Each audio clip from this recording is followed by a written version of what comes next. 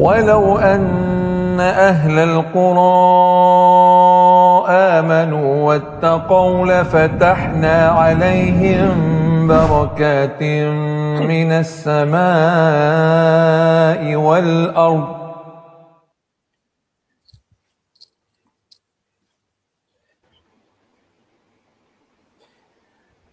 Bismillah, Alhamdulillah, wassalatu wassalamu ala Rasulillah wa ala alihi wa sahbihi wasallam. Assalamualaikum warahmatullahi wabarakatuh, brothers and sisters. Ahlan wa sahlan. Welcome to another live session of the Barakah Effect podcast, the podcast where we explore gems and life hacks for the betterment of our dunya and akhirah.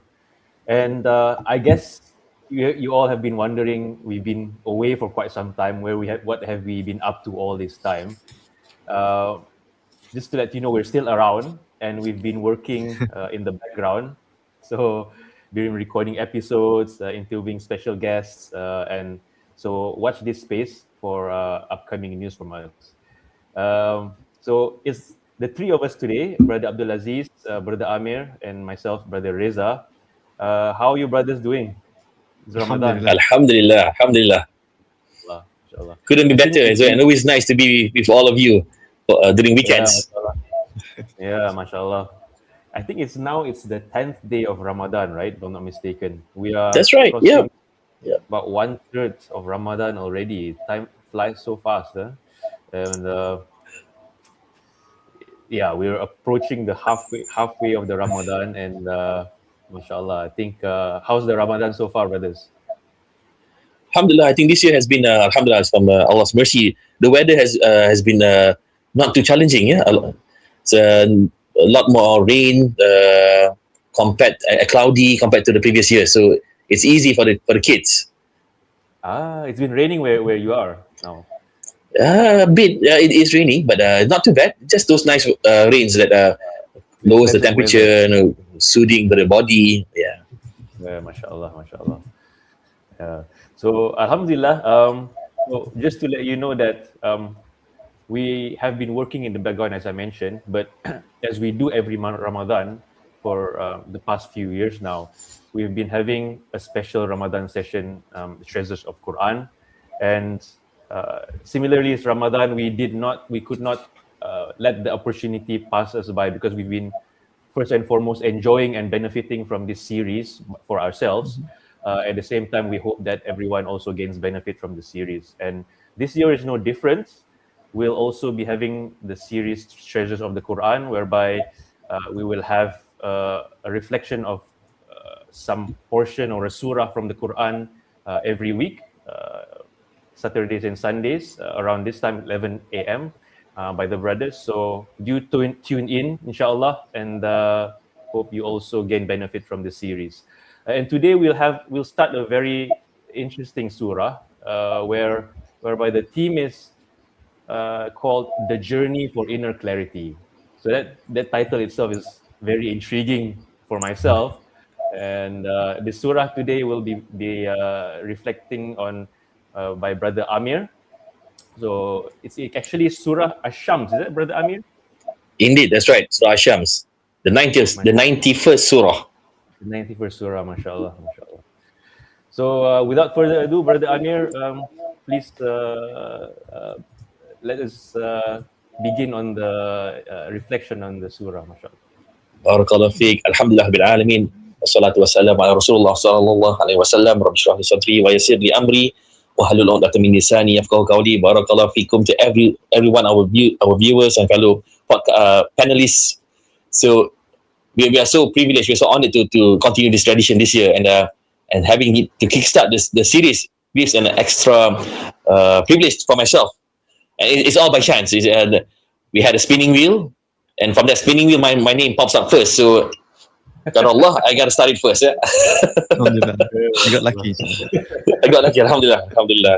So why I choose the surah, Surah Ash-Shams, because it's the one of the surah that has a really long series of oath, and some even say that this is the longest oath that comes in a series. And when Allah makes an oath, it should be sufficient to catch your attention. But now Allah makes more than one. So and every oath, qasam in Arabic, there will be an answer to that oath. For instance, if I don't just make an oath by Allah and then I just stay silent, people will be waiting. Amir, yes, continue. What else do you want to tell me? So the jawabul qasam, the answer of this oath, is something that keeps me intrigued. What is it about? Like Allah makes 7 oaths, and it has to be something very important. So it is. Amir, like if Allah makes an oath in the part of the Quran, is the time for us to really focus on the next ayah, what He's about to say, right?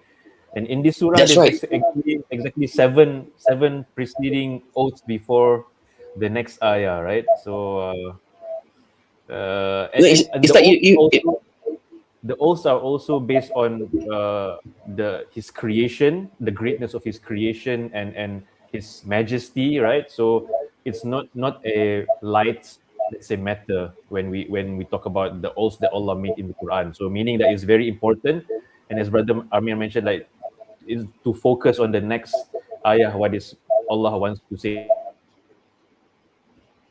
But at the same time here, it's interesting because it's 7 oaths, so it's quite a number of oaths. So mashallah. That's right. Yeah, it's like you keep on building that cliffhanger, keep on building, and then you only want to know what's the answer to it. And inshallah today we'll talk about it. So it's not a bit of a disclaimer. So it's not a tafsir class. It's just a sharing session, a reflection session from what we have gathered from our readings, for the classes we attended about this particular surah. So we get straight right into it. On the first ayah, وَالشَّمْسِ وَالضُّحَاهَا, Allah makes an oath by the sun and its brightness. So duha, okay, Ash-Shams means the sun. So the sun is the most critical part of our solar system. In fact, the gravity of the sun itself is what holds the entire orbit of the solar system. If that gravity of the sun gets reduced by even a bit of a fraction, it will send the entire planet crazy off of its orbit, and the consequence to that is catastrophic. You have erratic weather. It's going to be on one side of the planet will be extreme, will be cold, really cold, and maybe on the other side of the planet will be extremely hot if the planet gets closer to the sun. So Allah maintains this balance, and Allah maintains this balance for millions of years, and Allah only knows how long it has been. And for us, as human beings, if somebody tells you, okay, you know what, gives you a task to maintain a particular let's say a particular equipment in a factory, we know how difficult it is to maintain a particular equipment to be running at a specific parameter. Yet the sun is actually being you know what the process are. Exactly. And and if you want to maintain that particular equipment running at specific parameters, you must have shutdowns to do maintenance and to do inspection, meaning there will be a downtime where the thing is out of service for it to be running back to normal. But the sun has been at the optimal service since day one without needing it to be shut down. For factory, for factory, we even need to have backup system, right? If we want to shut this down for maintenance, we need a backup system so that it's still running. Excellent, yeah, exactly. A backup system. But there's no backup to the sun. If there's no sun, the whole galaxy, our whole Milky Way galaxy will just fall apart. Subhanallah. So coming back from the point that Brother Reza mentioned, that when Allah makes an oath, he's the only one that can make oath other than himself. Like on his creation, like for us, we can only make oath on Allah, like by Allah, Wallah, Lillah, Tallah. But for Allah, He can make oath with all His creation, and the creation that He has chosen to make oath upon usually are majestic creation, just like the sun. And sun compared to us, sun is it's the benefit is clear. Everybody depends on it. Unlike us, we may think the universe revolves around us, but really don't. But sun does. Everything does revolve around that sun. So that's how important it is. And also to tell, like, the sun is so clear. It's like the sign of a day is the sun. And what does this bring?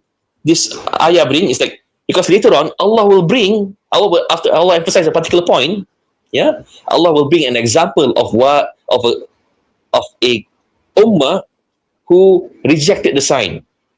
So Islam to humankind is a clear sign that is very beneficial. Like the sun, it's a clear sign and it's very beneficial. And yet people rejected the sign of Allah. So that's where the correlation comes into play. And after that, then Allah follow washamsi wa duhaha. So the brightness of the sun. And then wal qamari idha talaha. Oh, sorry, before that. So I just want to say about the time of duha. So what duha? So there's a few opinions, but I just going to choose for time sake.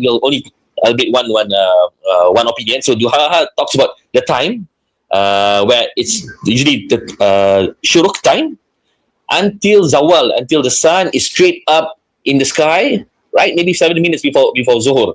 So that is the time of duha. So a time duha, Allah is also a time that is blessed. And you know that one of the recommended actions that we should do during the duha, and the peak of duha time is perhaps about 10 o'clock, when Rasulullah said that that's when, if the camel would not be lying down on the ground anymore, because the belly starts to feel the heat from the scorching sun. So that's the peak of duha, and duha here it's tied to the sun. See, washamsi wa duha is by the sun and its brightness. Why is it tied to the sun? Duha is tied to the sun because duha is a period of time, and the intensity or the difference of time in duha depends on the exposure of sun. So maybe the early part of duha is not too hot, but at the peak, because the sun, because the sun is not shining too brightly, but at the peak of duha, the exposure is more intense. So it's very relatable to the sun and how the intensity of duha is. And then on the and also, yeah, coming back to the sun, the issue of the sun. Why is it significant?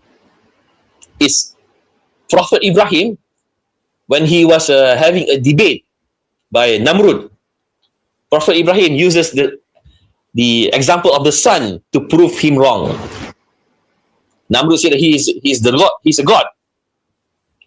But Prophet Ibrahim just have to argue that if you really are, then why don't you change the order of the sun?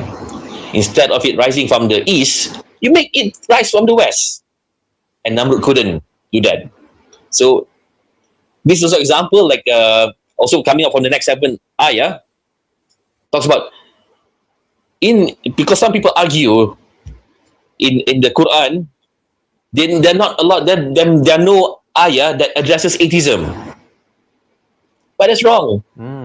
Inshallah, I will get to that later on. Why is it wrong? Okay?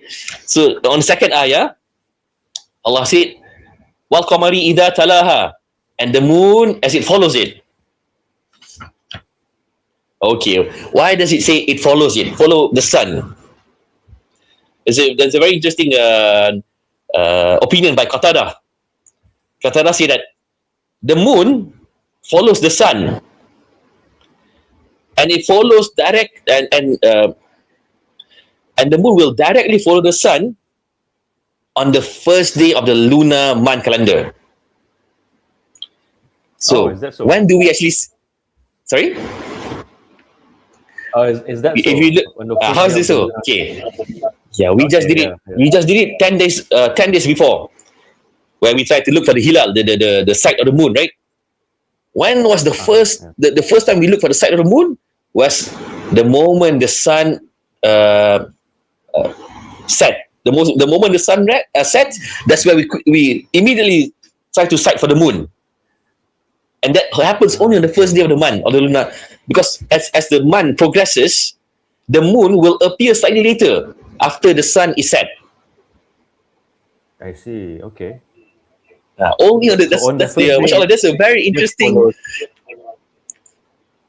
Exactly. It means the moon will always follow the sun, but the point that it directly follows the sun is on the first day of the lunar calendar month. As it progresses, as it reach the middle of the month, the moon will be delayed in its appearance after the sun has set. Oh, okay. I never Yeah. noticed that. I think we should Something to start look to look for. Yeah. Exactly, yes, mashallah. Yeah, interesting. Subhanallah. And then ayah number 3, وَالنَّهَارِ إِذَا جَلَّاهَا, and the day as it unveils it. So say the daytime makes the light of the sun becomes apparent, becomes evident. So meaning this, because the sun is always there, but the rotation of the earth that will unleash the brightness of the sun and call it a day. And ayah number 4, وَاللَّيْلِ إِذَا يَخْشَاهَا, and the night as it conceals it. Meaning also from the rotation of the sun, of the planet Earth, the night will cover the brightness of the sun and darkness will fall on Earth.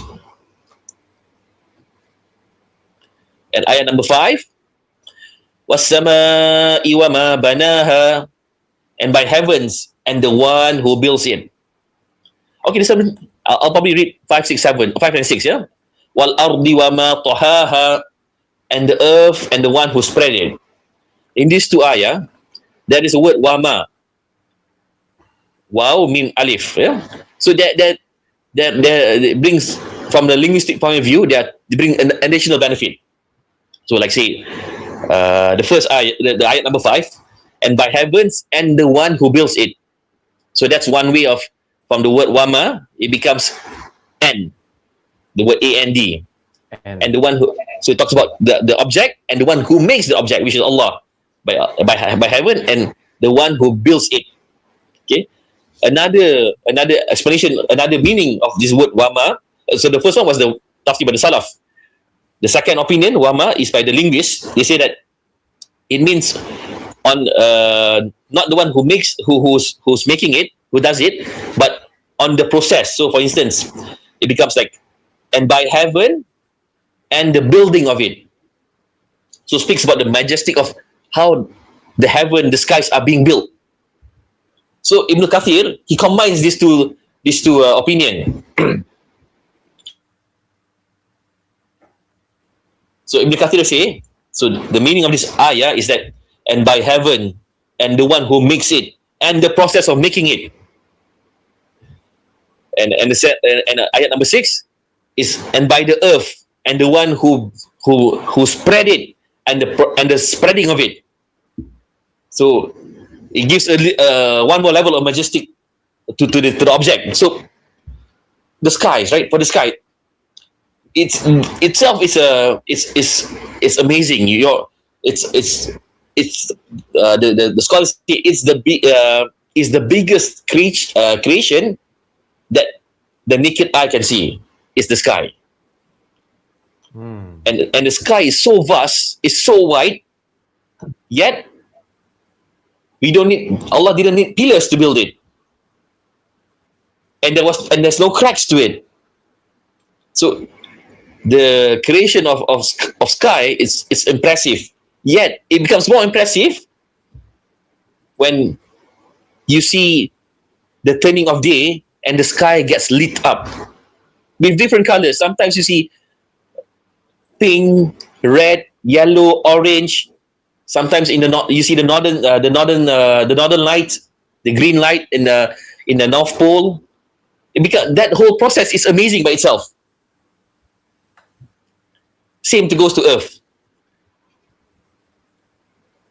The terrain, the different terrains, the mountains and the valleys, how beautiful they are, and some even in the deserts, like in China. On certain time of the year, the reflection of the sun makes the desert changes colors, and you be impressed. I thought it was an AI generated picture, but it's not. It's like the desert in China that is colored in pink, light blue, in strips. Subhanallah. That whole situation of the hills is impressive by itself. So, and then Allah continued to the next oath number 7, ayat number 7. Wa nafsi wa ma sawaha, and by the soul and the one who fashioned it, who proportioned it, to show that, to say that Allah, He has created the soul, and He has proportioned the soul to what is rightful to it. And the soul, each one of us has a soul. Each living creature has a soul. Every humankind has a soul. Yeah, and the soul is close to us. Yet we don't know how does it look like. We don't know how did Allah, how does it look like me in exactly. We don't know that. We only know that as much as what Allah has revealed through His Prophet Muhammad SAW, that when we go to bed, when we sleep, the soul departs our body and then it comes back, things like this. And soul is part of matters of the unseen. And just to tell you, matters of the unseen are things that are not reachable via our senses, our receptive skins, our eyes, our ears, our tongues. Those are matters of the unseen. And matters of the unseen, even though how much research we do, if Allah didn't spread any light to it, we wouldn't know. We just know those matters of the unseen at face value, which also include like heaven and hellfire. And those matters of the unseen is nothing compared to the biggest matter of the unseen that all of us has to have faith in. And the biggest matter of unseen, the biggest unseen thing that we have to have faith in is Allah. Because nobody in this life have ever seen Allah.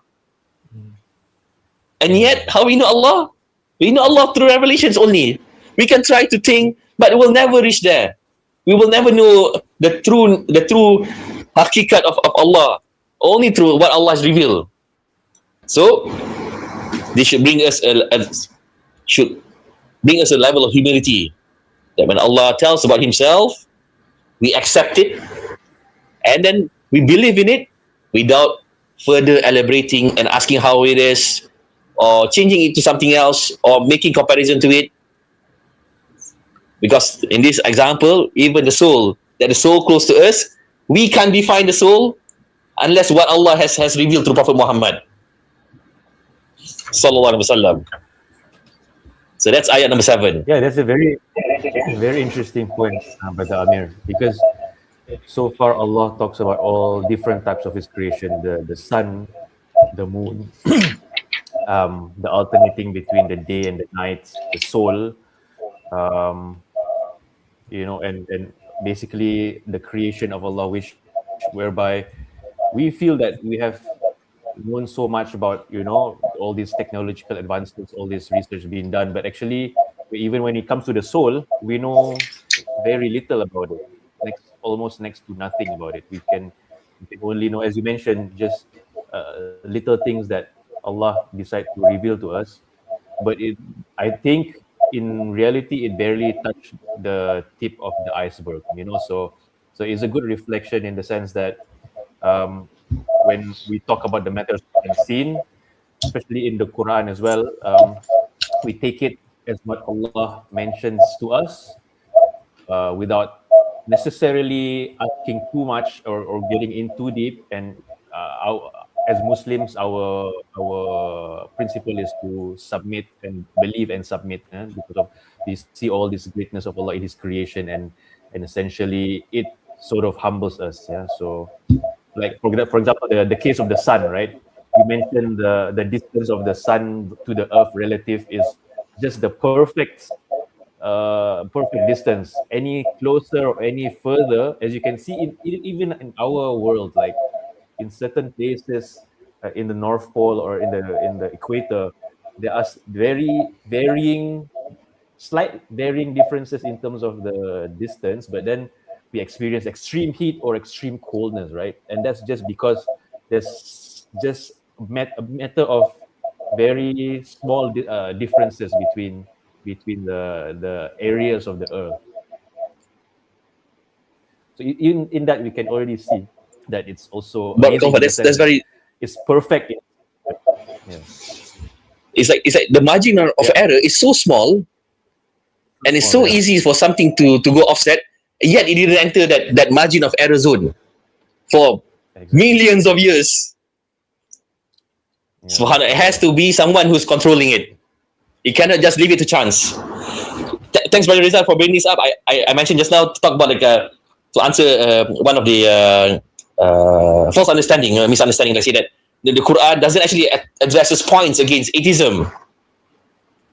It talks about maybe to address people who make partners to Allah, but not to atheism. But that's wrong.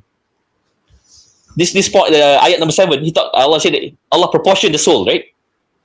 And if you notice, the first 6 ayah, Allah tells things in pairs, sun and moon, day and night, yeah.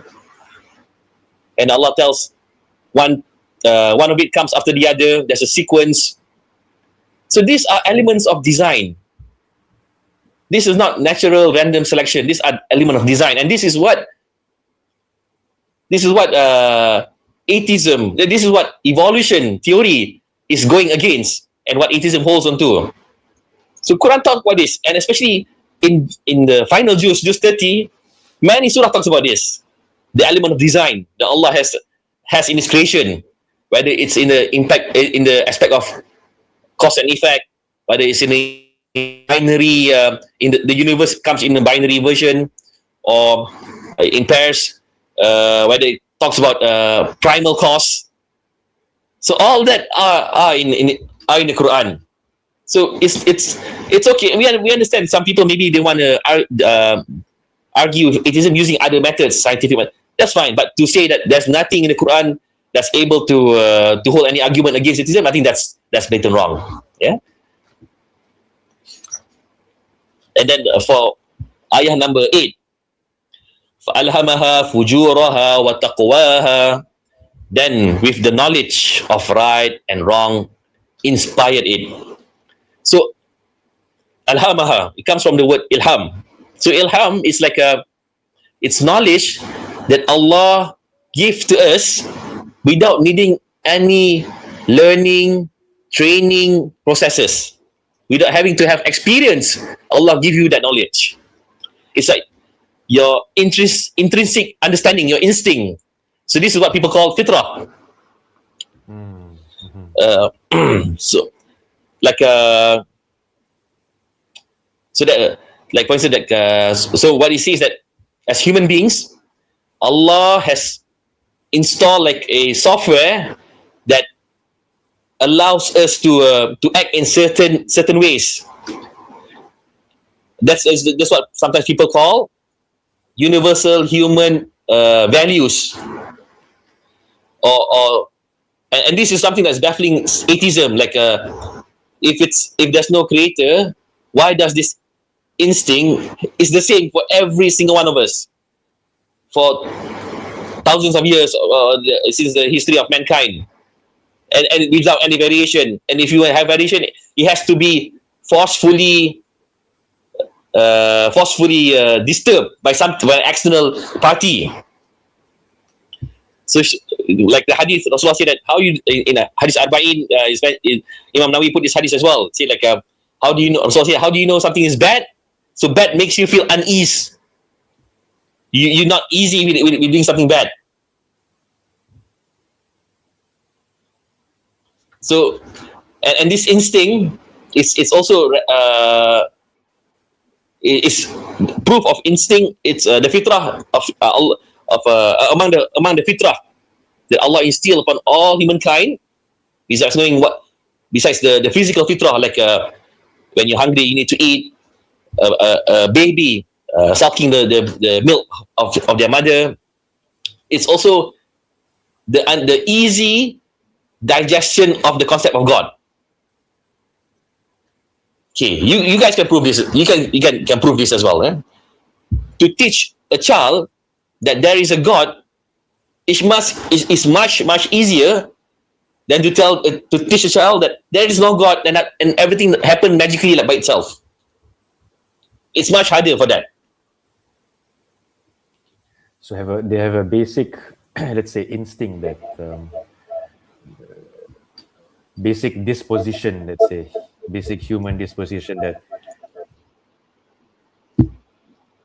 That's right. that Basic human there disposition. is a creator, instilled in the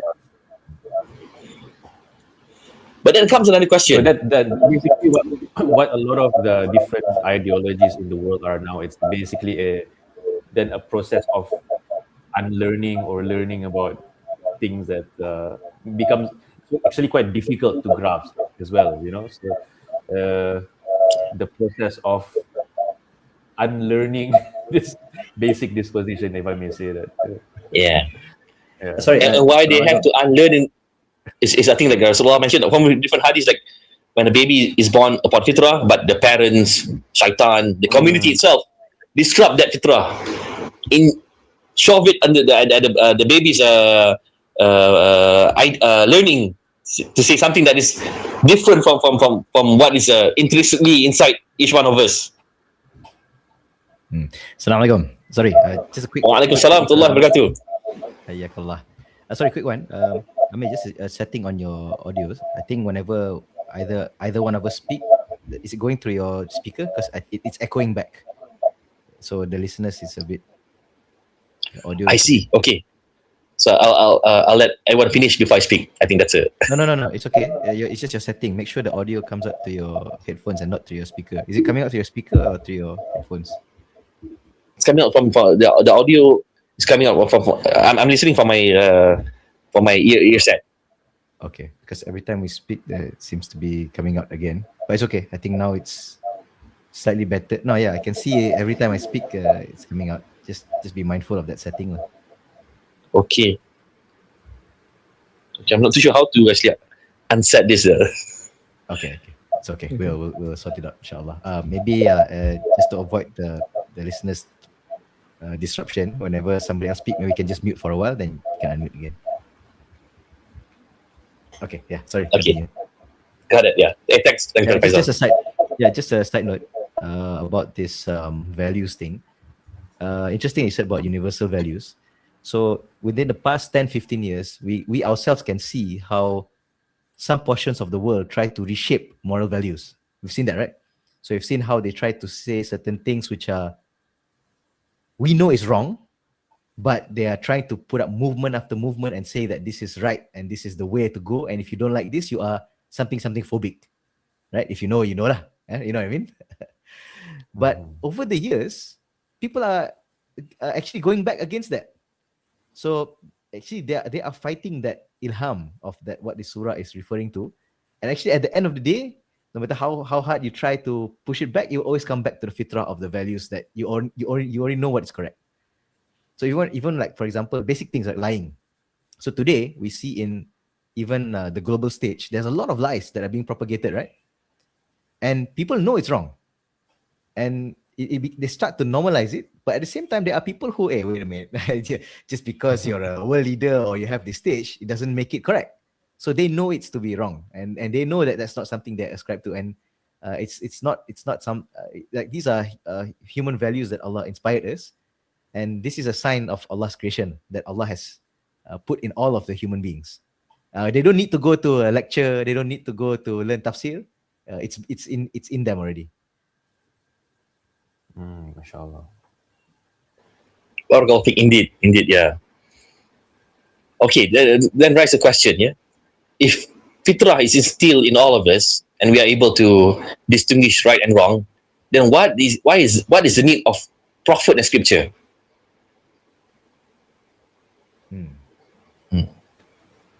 This is a good question. That's a good question. So one answer I got. This is from Ustaz Tim Humble. He said this. He said that human nature is forgetful. Number one. So we always need reinforcement and reminders. Number one. Even though we know, so for example, this is my own example. Like we know some of our spouse's birthday. We know, but every year sometimes people put alarms to trigger that. Oh, next week is so and so's birthday. It's just human nature. We forget, and reinforcement is also maybe not sound forgetful, but trying to make it better. Like at the workplace, we talk about safety almost every other day, or at least almost every day. Even though we know what is safe and what's unsafe, what's not safe, but we keep on reminding each other until that idea becomes reinforced stronger in when we do our work. So that's human nature. That's number one. Number two, it's fitrah makes it easy, facilitate the whole learning process.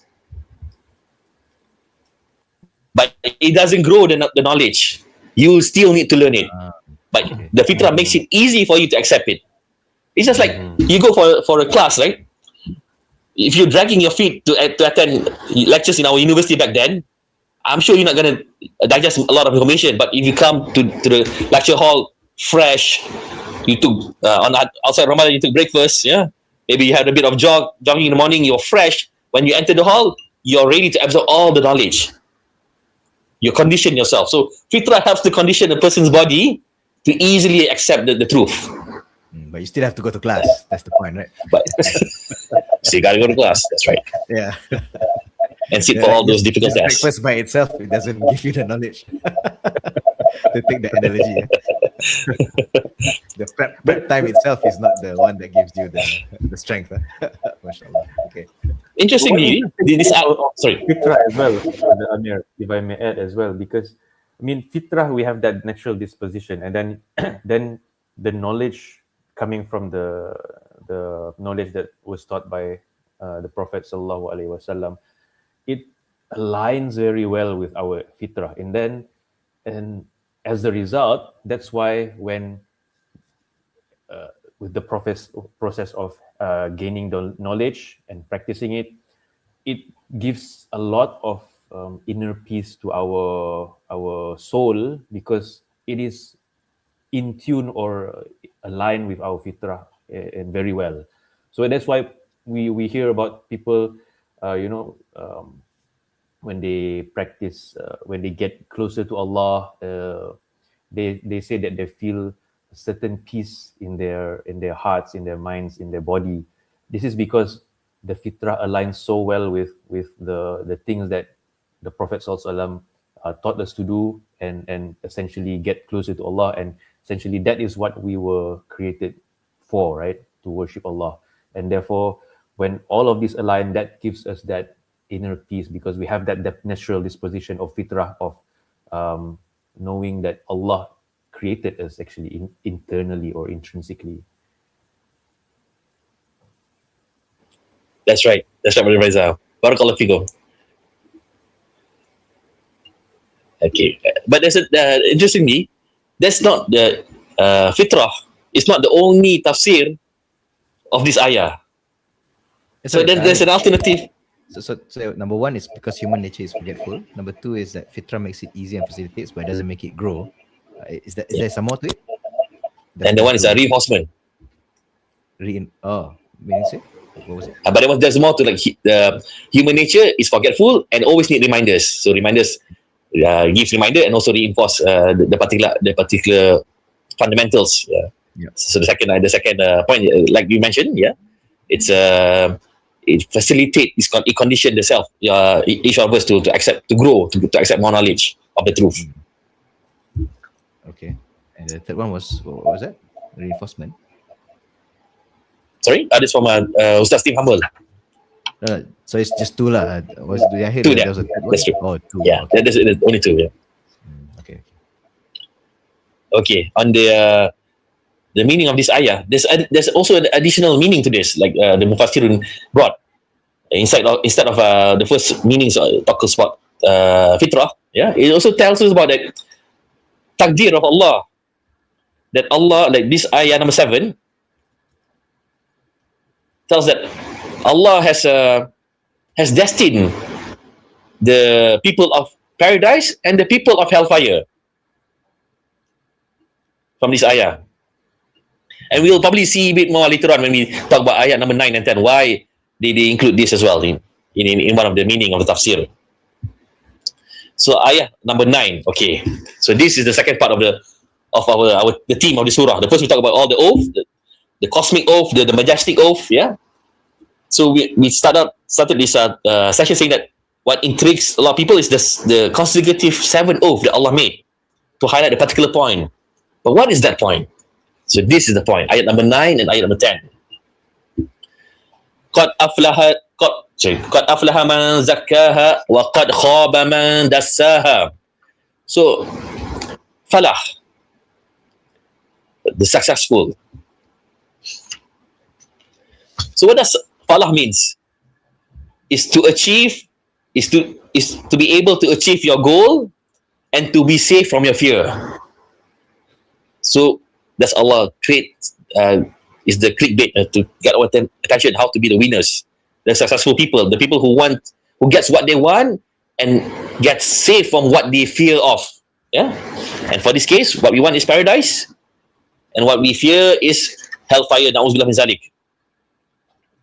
So Allah tells, for you to achieve what you want, which is paradise, you need to purify your soul.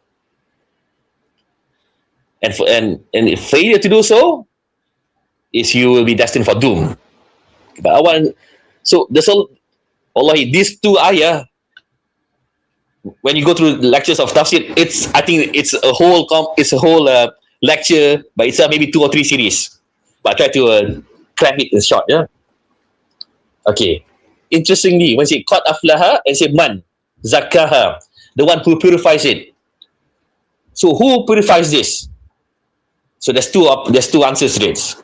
Number 1, it is us who has to make actions to purify it.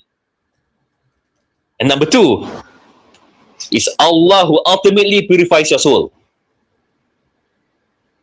So the winners are the people who purify their hearts and who Allah purify their soul. So there's 2 elements there. There's elements of Allah's decree and elements of human free will. Good.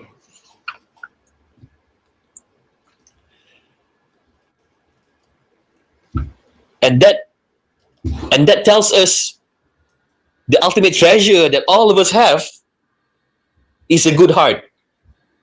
More than any external wealth, status, reputation that we have, the heart is the one that's most important for all of us.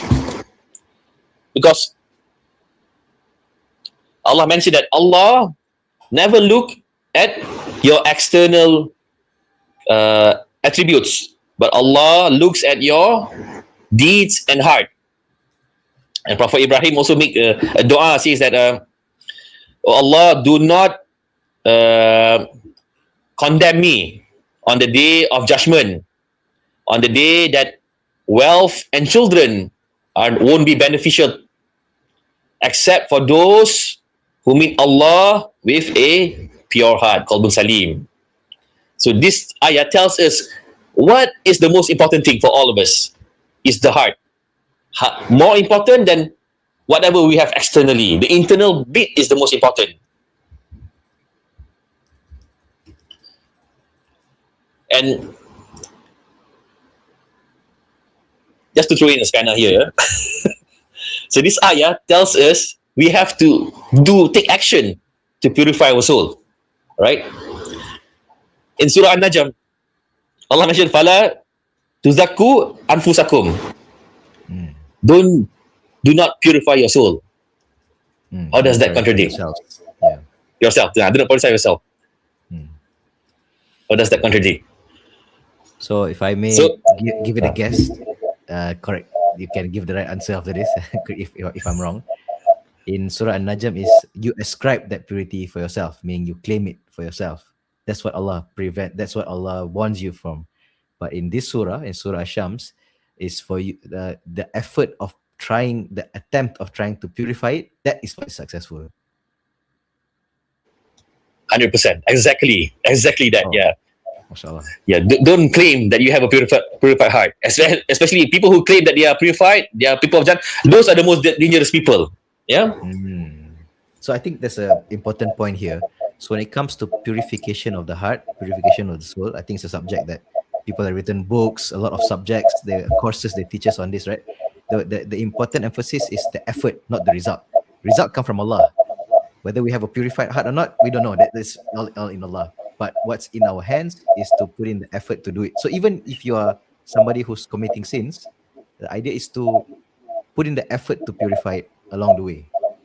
That is, and then because I think the important point also is that this ayah is showing that Zakah is like I can't remember the term in Arabic, but it's a continuous purification. Meaning it's not like something I purified it, khalas, it's clean now. Let's go, right? It's a process.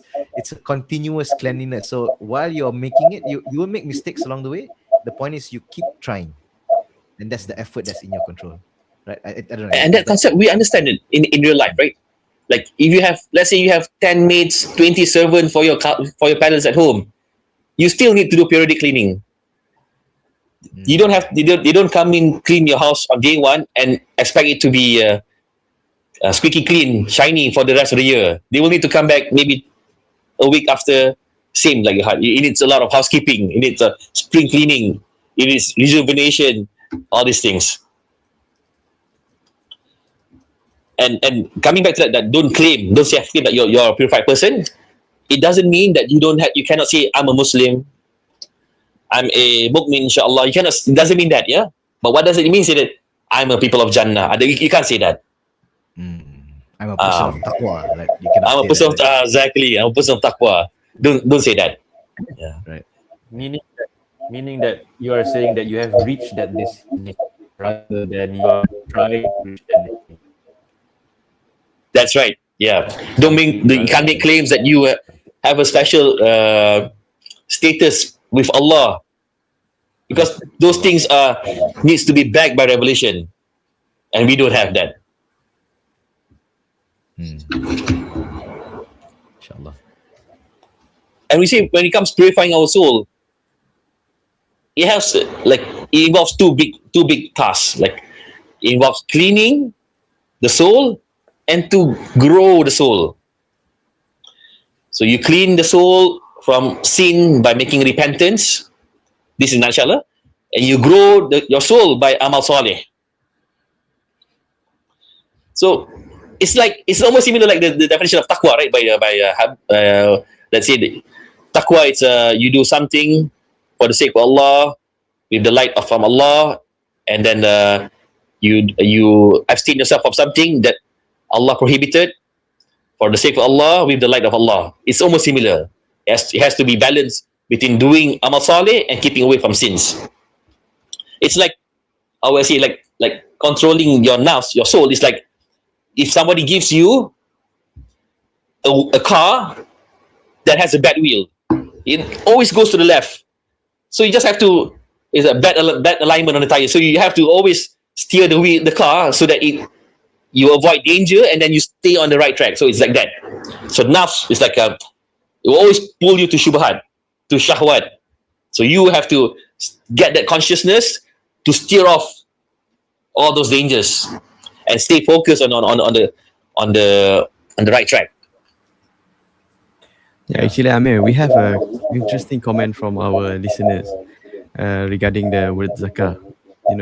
I will flash it out here. It's interesting that the word zakah carries the element of purification and increment. So hence paying zakah is made wajib. Subhanallah. I think thanks to them learning always for that. Barakallahu fiik. We are learning from you as well. Thank you so much. Yeah, mashallah. That's right. That's true. The word zakah has two linguistic roots to it, which is to increase and also to purify. Inshallah. Sorry, there's another comment also from the same listener. Just to flash that one out. Just wanted to share. Very interesting. I mentioned here. I think it's related to the previous ayah. فَأَلْهَمَهَا فُجُورَهَا وَتَقْوَاهَا. Whichever one dominates, the person will be moved towards it. So if you're inclined towards evil or inclined towards righteousness. Yeah, this is interesting. So the more that you entertain that fitrah of goodness, the stronger that inclination is. And the more that you listen to the shaitan and the qareen, the evil whispers, the stronger that influence is on you. I remember we spoke about this in one of the episodes. There was a story about this red Indian, right? About the grandfather who spoke to the son. Say, oh, the son, of course this is their myth. They say that, in every one of us there's two wolves. There's the evil wolf and the good wolf. And they're always fighting inside us. And then the grandson asked, so my grandfather, which one will win? And the grandfather said, the one that you feed. Oh, nice. So that's very interesting. So the more you entertain the fitrah of good, the stronger that fitrah gets. And if the more you entertain the waswas, the stronger that waswas influence gets on you. That's basically one application of this. So I like the example by Brother Faisal, because it's like the story of Prophet Yusuf, right? When he was tempted by the master's wife to commit adultery, but he was tempted as well. Prophet Yusuf was tempted as well, but he feared Allah's punishment. He fears Allah's punishment. So he feeds his good side, and then Allah make it easy. Allah help him. Allah protected him, preserve his purity. Yeah, that's right. Because Allah said, وَلَقَدْ هَمَّتْ بِهِ, like she desired him. And Allah also continued, وَهَمَّ بِهَا لَوْلَا أَنْ رَأَى بُرْهَانَ رَبِّهِ. Like he also would have desired her, if not only that his iman, his seeing the signs of Allah was stronger. So that dominated that. Subhanallah. And in ayat 10, if I may continue, it's like I'll say that, and doom is the one who corrupts it, the one who corrupts the soul. This tells you one benefit from this. The scholars say that he took the path, the path that will fail him, even though Allah has opened up many opportunities for him to be successful. It's like this. An example I can think of is like this: if somebody give you 2 meals, one meal is a healthy diet, is a healthy meal, but maybe have less salt and less sugar. On the other side, you have a meal that's probably so delicious, but it's a lot of sugar, a lot of salt, all cholesterol heavy, MSG, everything you can think of. It tastes the best, and then you choose the one that's the second meal, the one that's detrimental to you. You cannot say, Allah made me choose the second meal. You choose it yourself, brother. So whereby the healthy option was there, and it will set you up for better health, but you didn't choose that. You choose the other one. So it's really our own free will, even though all our free will is under Allah's decree. Good one. So the fundamental principle, if I just may conclude this ayah number 9 and 10, is that if Allah guides you, helps you to purify your soul, this is out of Allah's mercy and favor to you that you need to be grateful of. You have to be grateful of. But this mercy and grateful, you have to want it. You have to initiate it. You have to put effort to it. And if Allah has doomed someone, misguided someone, it's out of Allah's wisdom and justice. It's something that we have to fear, and we have to seek Allah's help to keep us away from that. And people say, that's not what justice is talking about here. Like putting someone in hellfire because of the wrong deeds that they do. This is not justice at all. But Allah has answered them. Allah answered them in Surah Al-An'am. Allah said that the dwellers of hellfire, when they are being tortured and punished in hellfire, they ask Allah for a chance to be returned to earth, to their previous life. and they will do good. But what Allah said, Allah no. If they were to return, they will do the same injustice, the same oppression. They will do it. So Allah punish someone based on his justice, based on justice, and there's no justice better than the justice from Allah. Just want to make a comment about this ayah about qad aflaha man zakkaha. So Allah talks about the definition of success. So I think just now, Amir, you mentioned what is success, to achieve what you want, and what was it again? What was the phrase that you used? And to protection against what you fear. Okay, so achieve what you want and protection from what you fear. So interestingly, I was reading up about this, how the Quran frames the definition of success. So very interestingly, the way that Allah defines success. So everyone wants to be successful, but what is success? So everybody has their own notions of success. So the true success is what Allah defines as success. And the way that Allah frames success is in two different ways, if you want to categorize it. Number one is the achievement, the what itself. What is success? And number two is the how, the process of success. So there's the what and the how. So what do you think? This ayah refers to what? Is it the what or the how?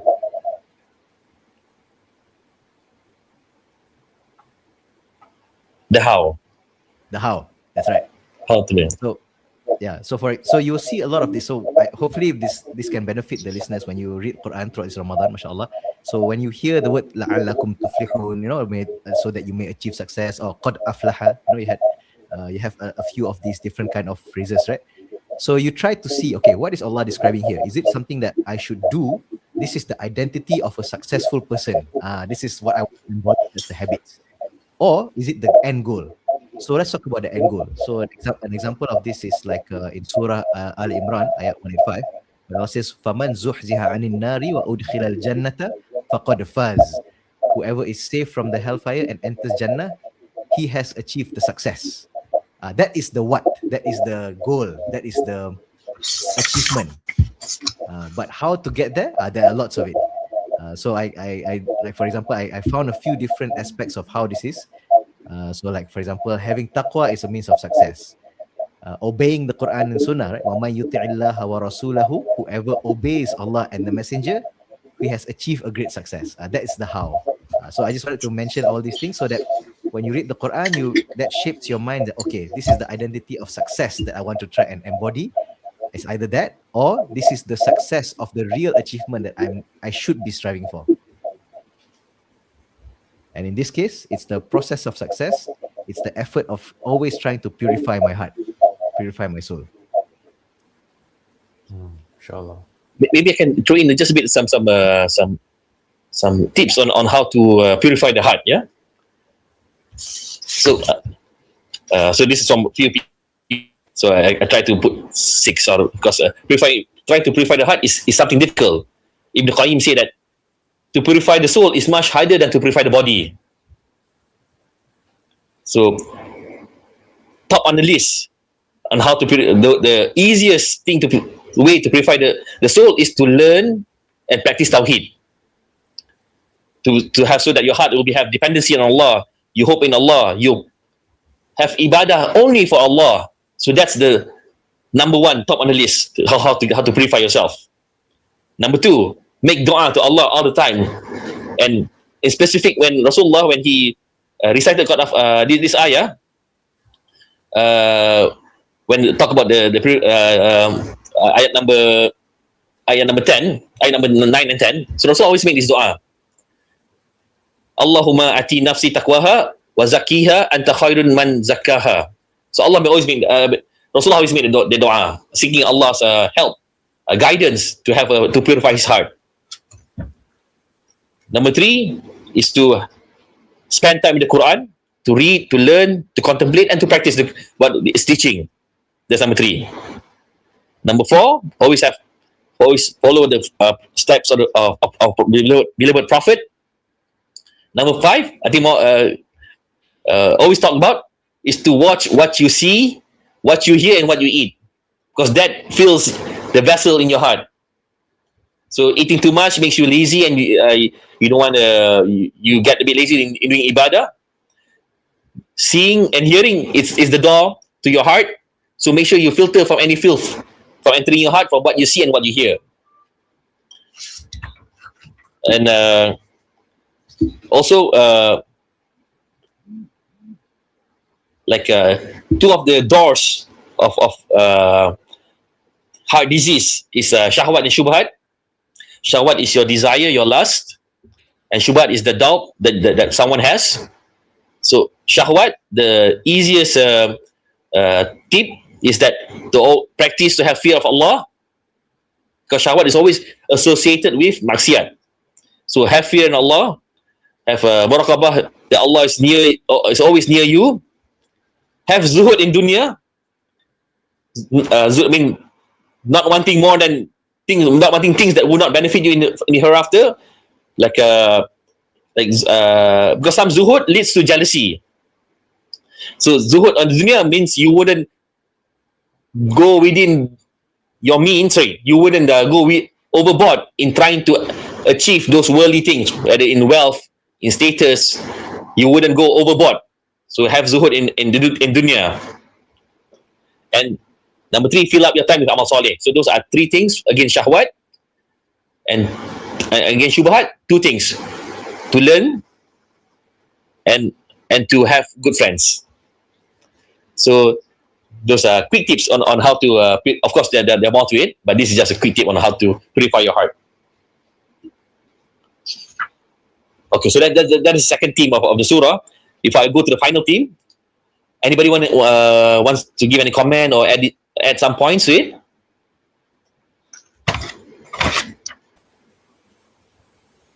Okay, so the final theme of the surah is about Allah gave an example of people who fail to purify their heart. And Allah, and it's from ayah 11 until 15. كذبت ثمود بتقواها إذ انبعث أشقاها فقال لهم رسول الله ناقة الله وسقياها فكذبوه فعقروها فدمدم عليهم ربهم بذنبهم فسواها ولا يخاف عقباها. So it talks about the story of Thamud and Prophet Saleh. So I wouldn't go into detail of it. Yeah. So Thamud is Prophet Saleh is one of the 4 prophet that came from the Arab lineage, besides Prophet Muhammad, Prophet Shu'aib, and Prophet Hud. So the Prophet, the Thamud people are people who Allah give them magnificent, extraordinary intelligence and strength. They are able to carve beautiful houses from the mountains, and they're able to trim and cut mountains to make it into their housing community. So that's how amazing they are. How much Allah has given them extra strength, intelligence. Yeah. However, Ibn Kathir said that they oppress the people. They oppress the nearby people, the people outside of their tribe. Also, they oppress the people, the weak within their community. Because in verse 11 to 14, Allah mentioned the word kadabat, reject twice. So the first time is because they oppressed the weak, and also they rejected Prophet Saleh. Prophet Saleh was before that was someone that looked up upon. They wanted Prophet Saleh to be their leader.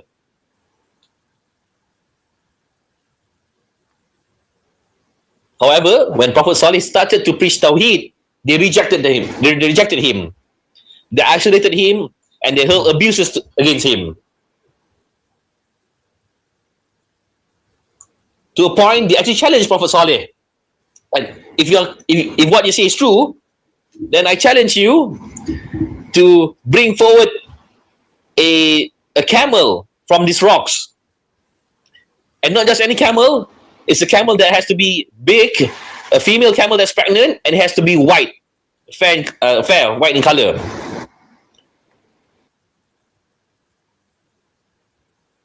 Then Prophet Saleh said, if Allah give you this, would you believe? They say, yes, of course we believe. And classic, like all classic tales. But Allah answered their prayer, but they disbelieve. They disbelieve. So much so, they go against the command of Prophet Saleh, which is not to harm the camel, because the camel was huge. So at the spring, they had to take turns on who gets the rotation to drink from the pond, from the spring. One day will be all the herds, and the next day will be the she camel. So they were making complaints like, hey, what, he's taking away all the water from the pond, the camel, the she camel. But even though on days that their herds are not able to drink from the pond, the she camel produce a lot of milk, and milk that's enough is sufficient for the entire community. So from there on, from that, just I stopped there for a while, yeah. So there's a few traits. There was no shukur. There's the disease for the heart. They were not grateful. They were arrogant. They rejected the truth. So these are example of unpure heart. So they had this, but they didn't stop there. It went worse. So one of the a leader among them, Qudar bin Salif. So he was a strong man, a fierce man, and someone from a noble tribe. So he was jealous with Prophet Saleh. So that's another disease of the heart, jealousy. So they plot among them to kill the camel. And the plotters, when they before they actually decided on the killer, they said to Qudar, they said, if you do this, if you kill the camel, we'll reward you with marriage from the most beautiful woman in the tribe. And the day that when Qudar wanted to kill the camel, the woman came and removed the niqab, and that fuels the motivation of Qudar. So that's another disease of the heart, which is shahwat, lust, uncontrolled lust for the opposite gender. And they kill. And interestingly, even the killer was one, but Allah described all of them in the plural form. They kill the camel. So this is a point of benefit, that a crime is not just looked by the person who executed, but also against the plotters, the accomplice, and everything. And after the camel was harmed and then subsequently killed, then they challenged Prophet Saleh. Again, arrogance. So now what? If you bring on Allah's punishment, if you were truthful, the Prophet Saleh said, okay, after 3 days, Allah's punishment will be onto all of you. And they were nervous. They know, because this is not a normal sign. They don't see having a camel coming out from a rock, a source that is not natural. This is not the source of life. That itself is amazing. It's a miracle. And now they have killed it, so they know they have done something wrong. But their arrogance are so thick. They didn't repent. They know they're wrong, but they didn't repent. And to put an additional degree to that, now they plot to kill Prophet Saleh. See how corrupted is their soul. Like a compounded And then arrogance. exactly, arrogance, then jealousy, lust, and then 9 men were appointed to kill Prophet Saleh. And the reason they choose nine men is because Prophet Saleh came from also a noble lineage, so they don't want retaliation from Prophet Saleh's tribe. This rings a bell. Same like Prophet Muhammad when he wants to make the hijrah. Their attempt to assassinate him, right? The many they wanted to like many strike him so that the accountability goes to all of them, right? That's right. And it's going to be impossible to persecute every one of them. But then Allah, they make plans, but Allah is the best of plans. They make bad plans, but Allah's plan is stronger. So Allah made those 9 men are the first one to be killed, to be destroyed. Sorry, just a side note. A good point that you mentioned on ayat number 14. فَكَذَّبُوهُ فَعَقَرُوهَا. So kadhabuhu meaning that's multiple, right? That means the whole jama'ah. And fa'aqaru, that means they killed her. So even though it's one person who did it, but because they were accomplice in it and they didn't try to stop it, so they kind of tacitly agreed. So they are all collectively held accountable. That's right. Yeah. And this also highlights the point of amal ma'ruf nahi munkar. So if you think in a society there's a lot of corruption, try your best. Try your best to stop it, to curb it. And Allah knows your limitation. So the hadith Rasulullah said that if you can, of course, you change it with your hand. If you can't, then change it with your tongue. And tongue also means writing. So ulama say it's also writing. And if you really can't, you have really restricted and limited, then it's in your heart. You don't feel easy at it, you don't like it. Yeah. Yeah, I think so it's like like how Bani Israel, they were to the Bani Israel during the time of Prophet, Rasulullah said to them, the Quran told them, those are the people, you are the people who worship the cattle, even though that happened during the time of Musa. But they address also to the children of Israel during the time of Prophet. Why? Because the children of Israel during the time of Prophet, they didn't feel bad about that. They didn't agree with that. But it's like, I like be, it's alright, no worries, man. Maybe someone kid is like doing something very haram, but the parents say, it's okay, no worries. I know it's bad, but you know what to do. Yeah. I think it's a important reminder for us also, because even though he's talking about the people of the past, I think a good example that you said, he was referring to Prophet Musa's time, but it's referring to the Bani Israel later, right? In hundreds of years later. So when we read the stories of the Quran, we should just say it's the stories of the past. Meaning to say, there could be injustices that are happening clear-cut in society right now that nobody's doing anything about it. And if we fail to at least try to address it in some way, capacity that's within our control, then we are also accomplice to it. At least we need to know that it's wrong, because there are certain things in society today that are normalized. But we need, because we have the guidance of the Quran Sunnah and what this ayah is also saying, we need to judge objectively to know that this is wrong and say, we need to play our part, at least to protect ourselves, our children from that harm. So that we don't fall prey to saying that, I don't know, this is none of my business. And then everybody just fall prey. Then we all get collectively punished for that. You cannot just say, this is the politicians didn't do anything, this is their problem. Or the muftis didn't do anything, this is their fault.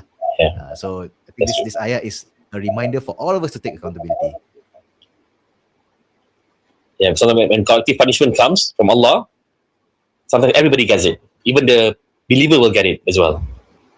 That's part of the test in life. So after 3 days, these people of Saleh, just for benefit, I think this is what the Madain Saleh, right? The one that today there's still that site there, the houses in the mountains, isn't it? That's right. Yeah. So if you look at the English name for that place is Hegra. It's actually Al-Hijr, but it's Hegra. It's actually listed as a UNESCO site. So it's like a preserved site. But of course, the Prophet ﷺ discouraged us because it's a place of where the curse of Allah was rained down. So we should, it's not really but we can still Google images, no problem. Alhamdulillah, you don't have to visit it. You can go check it out. But mashallah, when you look at if you look at the Google images, I'm looking at it right. I was just looking at it as Amir was sharing. Mashallah, it looks very elaborate, very elaborate design. It requires a lot of craftsmanship and skill to do this. So that means Allah preserved their skill and their capacity and their strength until today. Thousands of years later, we can see the evidence of that right now. Preserve that there as a sign for us to say that these are the people who once upon a time they were super strong, they were smarter than you, they were stronger than you, and they were destroyed. So subhanallah, it's a powerful reminder. I think even there's one ayah of the Quran, I can't remember which chapter, but the Prophet, I think it was Prophet Saleh, right, was sent to them, right? It says, make istighfar, Allah will add strength upon your strength. Yeah. So this is the one, right? Yep. And because of this ayah, a side benefit is that Ibn Qayyim says that this is an ayah evidence that says that doing dhikr of Allah can actually make you physically stronger also. Amazingly. MashaAllah.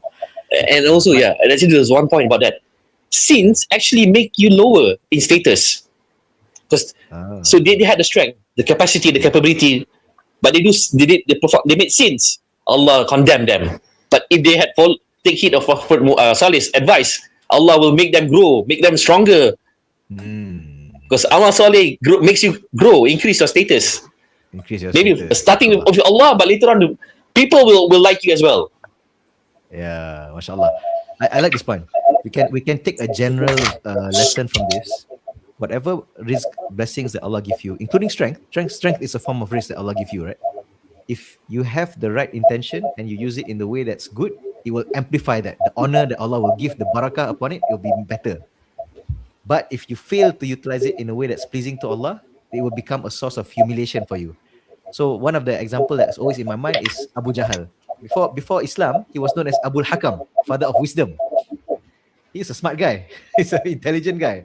People used to look up to him, but he didn't use that intelligence to serve. In fact, he used his intelligence against Islam. So because of that, Allah dishonored him, Allah humiliated him, and he'll be known as Abu Jahl until Yawmul Qiyamah.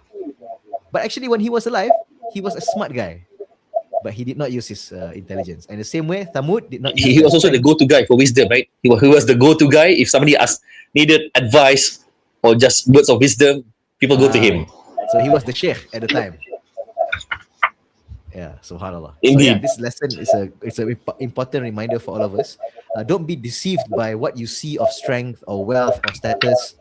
It's how you use that. It's how what Allah gives you, how you make use of that rizq. That's what counts. Yeah, mashallah.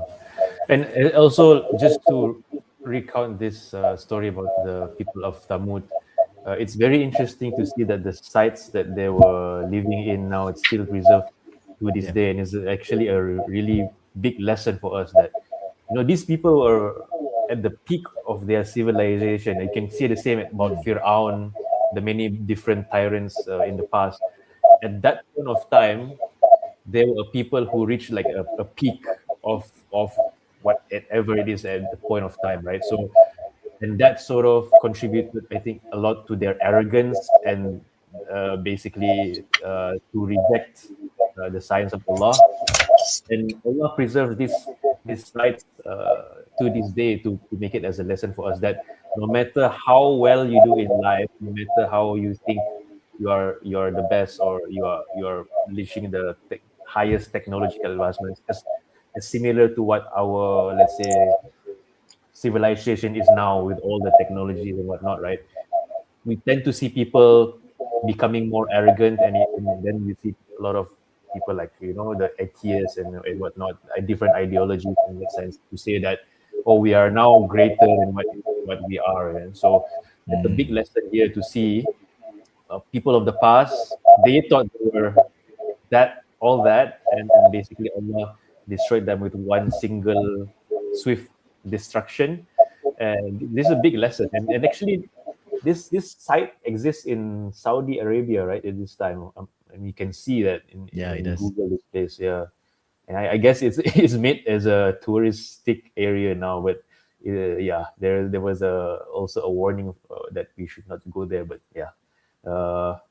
actually, it's a good point you brought, Reza. I just wanted to add to that, like the arrogance that will come in today's form. It might seem different, but it's actually the same thing. So, for example, they say the arrogance that we see in the sense of Thamud is that, oh, why do I?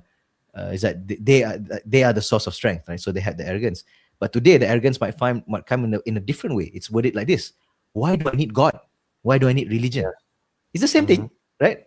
But it's worded in today's secular modern language. Exactly. So subhanallah, it's we see it very rampant everywhere, and you know, may Allah protect us from that filth and ideology of that corruption in that society. That's why we have to always connect ourselves to, you know, knowledge, to the Quran. Always keep learning, always keep purifying ourselves, as Allah mentioned in this surah. To, inshallah, with the hope that Allah guides us to the straight path, right? And that's why we ask Allah, ihdina siratul mustaqim, every time in our salah, because we need it very much. So. sometimes like human beings, we tend to be arrogant because we think we are so in control of things. We have no in and out of a particular thing that or something, right? But in reality, we don't even have total control of our own body, of our own anatomy, right? We can't even control the rate of blood circulation in our body, the pumping rate of our heart, the our toilet breaks. We don't even have a lot of control to that as well, and yet we think we are above everything. So the last ayah. So just to finish out the story. So after the third day, then Allah's promise came, and they were punished from top and bottom. A loud sound came from the sky, and there were tremors, heavy quakes from the bottom, and they were destroyed quickly without any hassle at all. Those were the strong people, and Allah was not an issue for Allah. Was an easy task for Allah to destroy all of them due to their failure to purify their hearts.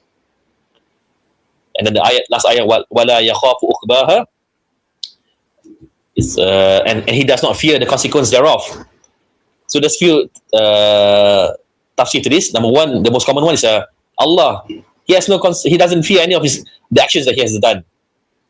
He will not be accountable for his actions, but all of us will be accountable for our actions. Yeah, that's one tafsir. Another one is Qudar bin Salif, the one who killed the camel. So he was not remorse at all when he didn't have second thoughts at all. So there you go. Now he faced the full brunt of his actions. Yeah. So that's in brief what I have prepared for this discussion. But really, the point of the main theme here is the soul is something that we have that is so valuable, and it's the one that Allah will judge us the most. And Allah emphasized this importance not just by bringing seven oath, meaning the importance is so significant because Allah bring significant creation for that oath, and not just one but 7 instances. So take heed. Inshallah, if we have opportunity, we can the brothers, you can perhaps expand a bit more on simple tips, hacks on how to do that purification, to purify our heart and to protect it from corruption, inshallah. Yeah. So that's all I have, brothers. Anything you guys want to add? Interesting. This is the last ayah, right? Wala yakhafu uqbaha. I think it's something that's worth reflecting. Allah does not fear what's the consequence. Sorry, did you add anything to this, Amir, about this ayah?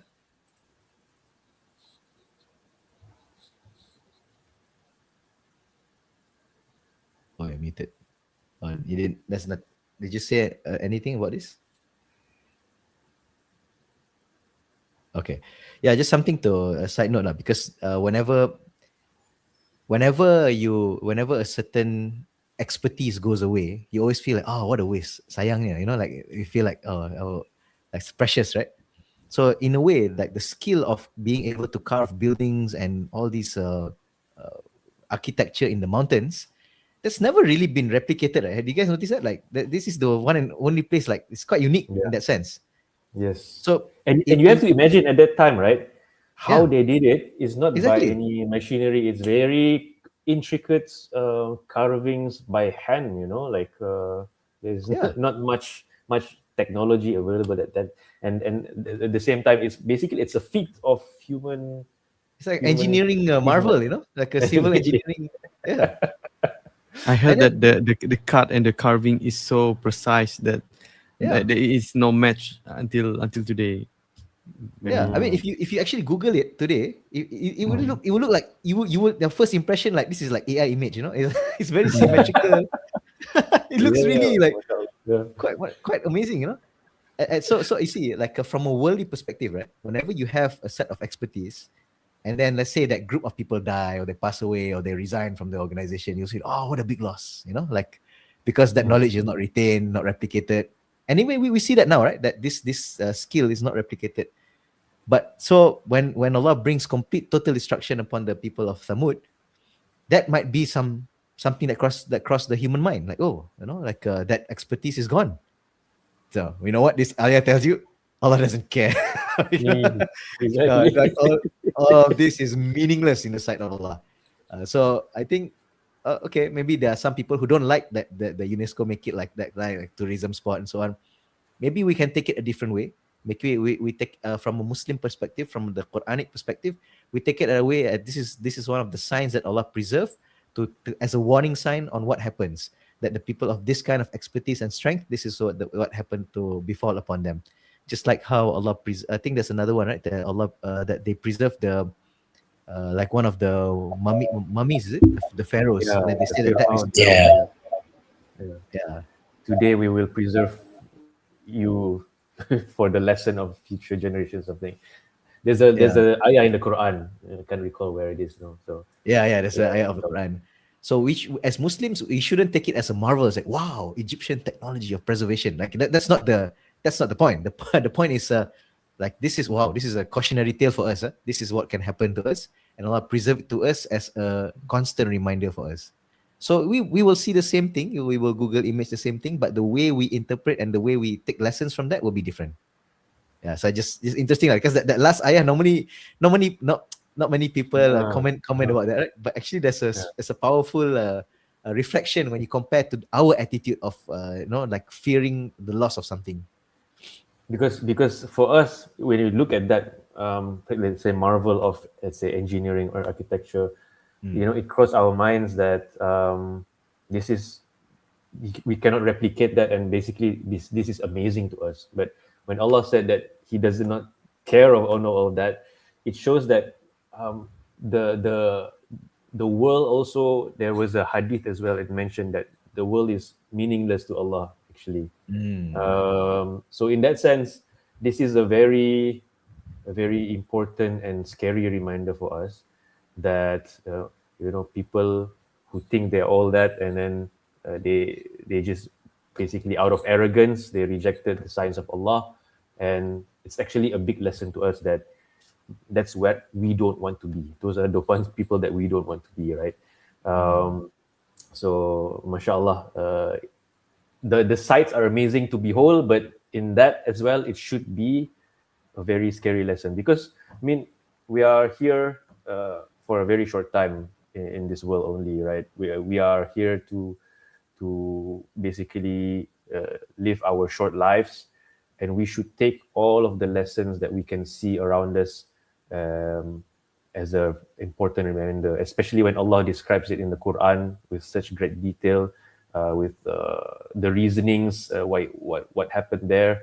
It's a very important thing for us to reflect on, and that's essentially a means of purification of the soul, as Allah mentioned in the surah before, reflecting on the signs that Allah leaves in this world, reflecting on the verses of the Quran. This is a constant reminder for us to ensure or hope that Allah guides us to His straight path until we leave this world. So this is a way of us essentially reminding ourselves that getting lessons from these different events and these different verses to stay aligned with our aims and goals in this life, which is to worship Allah and hopefully have a good ending. So if I just may tail off from Reza's point just now, like on this last ayah, because it tells Allah's punishment, He has no fear of retribution of His justice. Like in this life, sometimes when a criminal was sentenced to a punishment by the judge, sometimes if the criminal is so powerful, they say, watch out, judge. I have, or maybe if a political rival was sentenced for any wrongdoings, when I'm in power, you watch out, I'll get you back. But there's no way you're gonna get over Allah. You can't win over Allah. There's no way. There's no way. Good point. Mashallah. I'll mention a short out also. listener here mentioned here that the Arabs know them, so that the examples are always mentioned. So this is referring to the people of Thamud. So interestingly, if you open, the book Rahiq al-Bakhtum, the seal of the seal nectar about the seerah of the Prophet ﷺ, in the beginning of the book, it mentions the types of Arabs, and one of the types of Arabs is called perished Arabs. That means they were Arabs and they were destroyed. And among the perished Arabs is actually this one.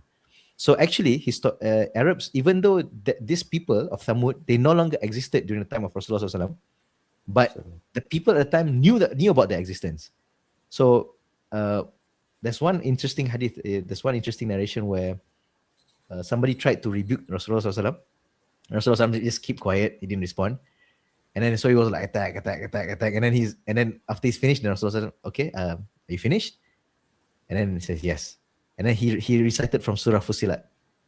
Then he recited until ayah number 13. فَإِنْ أَعْرَضُوا فَقُلْ أَنذَرْتُكُمْ صَاعِقَةً مِثْلَ صَاعِقَةِ عَادٍ وَثَمُودٍ. So if they turn away, then tell them that I warn you of a sa'iqah, of a punishment, just like the sa'iqah that befell the people of Ad and Thamud. So Allah commanded Rasulullah to give them the warning that this same thing will happen to you. And the minute that Rasulullah said that, this disbelieving guy who was attacking him, he closed the mouth of the Rasulullah and said, no, I don't want that. It's like don't say that. Yeah, no, anything but no, that. no. So they were very well aware of it. So yeah, mashallah, that's a very interesting point.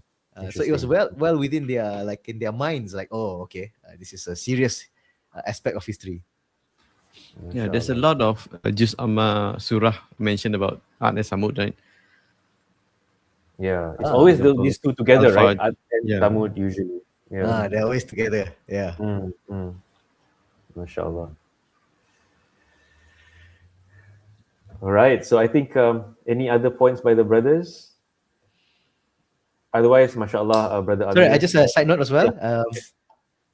Amir previously did Treasures of Quran from Surah Al-Lail. So Surah Al-Lail is always like partnered with Surah Ash-Shams. So you complete the partnership. Well done. MashaAllah. Barakallah feek.